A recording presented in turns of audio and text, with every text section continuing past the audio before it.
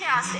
মানুষ তো এরকম মেরে ফেলায় না, সে যদি একটা খুনিও হইতে পারে তাহলে তো এরকমের জীবন তো মেরে ফেলাইতে পারে না বলেন। তারা প্রশাসনের কাছে দেন, কিন্তু ওরা মাইরেন না। নিতে হলে টাকা দিতে হবে 35,000 টাকা দিয়ে ছাড়াই না, নাহলে আমরা ওরা ছাড়বো না, ওরা আরো মারবো। ফ্যামিলির কেউই নাই একটা মানুষের। আমার আপনার কি যদি এরকম থাকতাম তো আমরাও একই পথের প্রতীক হইতাম, যে মা বাবা ভাই বোন কেউই নাই। মূলত 11টার দিকে আমার বাবাকে ফোন দেওয়া হয়েছে, রাত 11টার সময় ফোন দেওয়া হয়েছে, আপনি কি তোফাজ্জেলের মামা? তখন আমার আব্বা ধরছে যে তখন বলছে যে তোফাজ্জেল এরকমের আমরা ওরে আটকাইছে, এই হলে আছে এখানে, এখন ওকে মানে নিতে হলে টাকা দিতে হবে 35,000 টাকা দিয়ে ছাড়াই নেন, নাহলে আমরা ওরা ছাড়বো না, ওরা আরো মারবো। তখন আমার আব্বা বললো যে আমি তো গ্রামের বাড়িতে, আমি কিভাবে করবো। তখন আমার আব্বা আমাকে ফোন দিচ্ছে যে তুমি একটু কথা বলো, তোফাজ্জেল নাকি এরকমের মানে উনি ওর হলে এরকমের কথাবার্তা অসঙ্গতি পাইছে, এই জন্য ওরে ধরছে, হইরা ওরে মারতেছে। তখন আমি ওই লোককে ফোন দিচ্ছি যে ভাই এরকম আমি তোফাজ্জেলের মামা তো বোন, ওরে কেন মারতেছে? তাও বলতেছে যে ও আমাদের হলে ঢুকছে বা করছে। তা আমি বলছি যে ভাই দেখেন ও পাগল মানুষ, ও যদি কোনো একটা অন্যায় করতে করে তাহলে ও আপনারা প্রশাসনের কাছে দেন, কিন্তু ওরা মাইরেন না। তখন বলে কি আপনি যে পাগল, কিন্তু ও তো ওর আচরণের কথাবার্তা, একটা পাগলের মামার নাম্বার কেন মুখস্থ থাকবে? একটা পাগলের সে চাচাতো ভাইয়ের নাম্বার পর্যন্ত মুখস্থ থাকে, তাহলে সে কিভাবে পাগল হয়? আমি বলছি যে দেখেন ও অনেক মেধাবী ছিল, ওর মা বাবা ভাই বোন সবাই কেউই নাই বলতে গেলে। ও এই কারণে ওর ভাই গত বছর 15 রোজে হলো লিভার ক্যান্সারে মারা গেছে।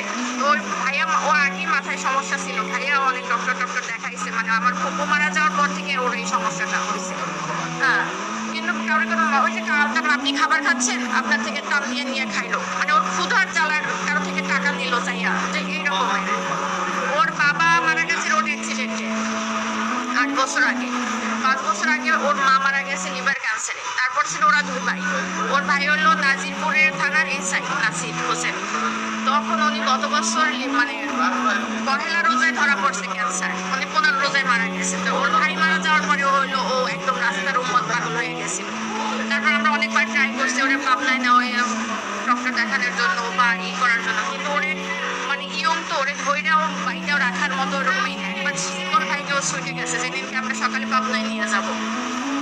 এখন কালকের এই অবস্থা। পরে হলো ওই লোক, আমি ফোন দিছি পর উনিও আমাকে সেম একই কথা বলছে, যে মানুষটা 4 বছর আগে থেকে পাগল, সে কিভাবে রাজনীতি করবে? আর দলীয় বলতে কি? ও তো নিজের মানে পরনের কাপড়েও মাঝে মাঝে থাকতো না, তাহলে সে দলীয় করবে কি? মানুষ তো এরকম মেরে ফেলায় না, সে যদি একটা খুনিও হইতে পারে তাহলে তো এরকমের জীবন তো মেরে ফেলাইতে পারে না বলেন। এটা কোন আইনে আছে আর কোথায় আছে? অবশ্যই চাই একদম মানে সঠিক, যে মারছে তার একদম মানে সেই সর্বোচ্চ মানে আইনের সর্বোচ্চ ব্যবস্থা নিতে হবে। কারণ ওর গার্জিয়ান নাই, সেই জন্য একটা মানুষ, অসহায় মানুষরা তো এইরকম মারতে পারে না। একটা কুকুরেও তো মারতে পারে না, এরকম মারতে মারিয়ে ফেলাইতে পারে না। মারছে, তারপর আবার ভাত খাওয়াইছে, এবার আবার মারছে, আবার খাওয়াইছে। এটা কোন মানে ইসে আছে? সে যদি কোনো একটা অন্যায় করতে পারে বা ওরা কথার অসঙ্গতি দেখায় তো তারা সন্দেহ করছে, তাহলে তাকে থানায় দিয়ে দিত। তারা 3-4 ঘন্টা মাইরা তারপর আবার থানায় মানে একটা হসপিটালে ভর্তি করায় নাই, তাকে হসপিটালের বাইরে রেখে গেছে মৃত অবস্থায়। এটা কোন বিবেকে করছে বা এটা